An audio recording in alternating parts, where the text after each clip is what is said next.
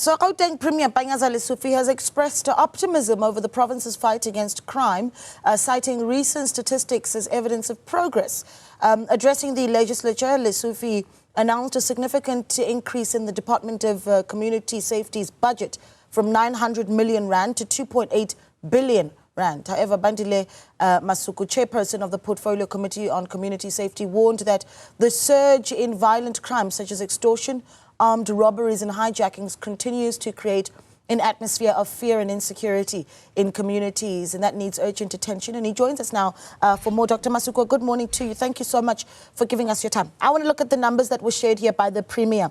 The Premier essentially saying that we've seen some decrease between April 2024 and June 2024 of murders. That increase is 0.5%. That means in that same period last year, you had 30 more murders. Is that a significant enough number for us to say we're gaining control over crime in the province? Thank you. Good morning, and good morning to your viewers, and thanks for having us on your show. You know, yes, it is something that we can be able to celebrate, and actually, because it is a significant decrease. But what we can also say that on Friday, we are going to be receiving comprehensive Gauteng statistics, which are drilled down to Gauteng and specifically to our districts and our police station districts. But what we have seen out of what the National Commissioner and the National Minister have released, that there is a significant actually drop. Sometimes this drop is, related to the particular period of time when the analysis is done, or when the stats were taken, and these stats were for Q1, and it's a quarter that usually it's post actually festive, and we normally see a slight drop. But we as Gauteng, we are quite confident that the work that we have put in has actually is now trying to show some element of success. Okay, and then, I mean, now two questions just around oversight here, because obviously we need to talk about resources. Anyone can understand that if you're going to continue to see success, you need to pour resources into the work that officials are able to do. So, the Department of Community Safety's budget being increased from 900 million, it's more than doubled, to 2.8 billion rand. I don't know if that's sufficient, it's too much. What's the oversight going to look like, especially when we consider the fact that the Department of Community Safety now sits in the office of the Premier. So let's talk about how that oversight works.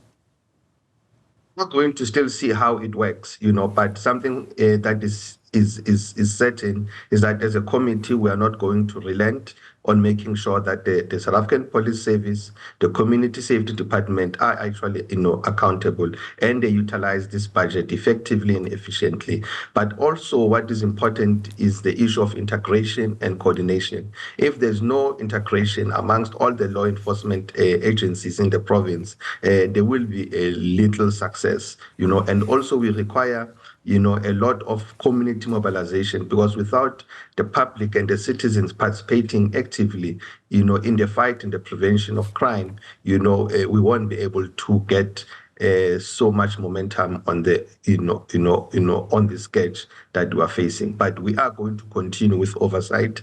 We are still going to learn how we are going to effectively do the oversight when the Premier is the one that is accountable to the committee.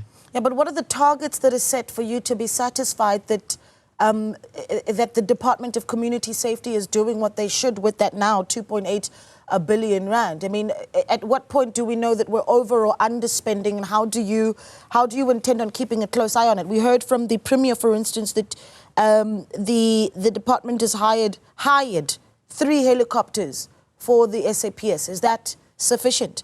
They've acquired 385 cars. Is that sufficient? Said no, the resources won't be sufficient at all if we don't do proper coordination, because we need to combine all the resources. The little resources that government puts across might be sufficient for a particular period of time, but we need more from the private sector. We need more from the South African Police Service itself, so that we have an integrated, actually strategy. And these resources, if we don't mobilize the community, they won't be sufficient. So we need to efficiently use them. We see that the helicopters, particularly the air drone, the drones that have been put up also. We need to see more of them in action, and we also need to get more CCTV cameras, around, so that we don't get to have a place where in Gauteng, criminals can continue to do what actually they like without being seen. Yeah, yesterday the police minister also sitting in the portfolio committee for police in parliament and mentioning that Gauteng is among the 4 provinces that make up the large amounts of extortion cases that the police are seeing. So 73% of them coming from 4 provinces, Gauteng being a really big one.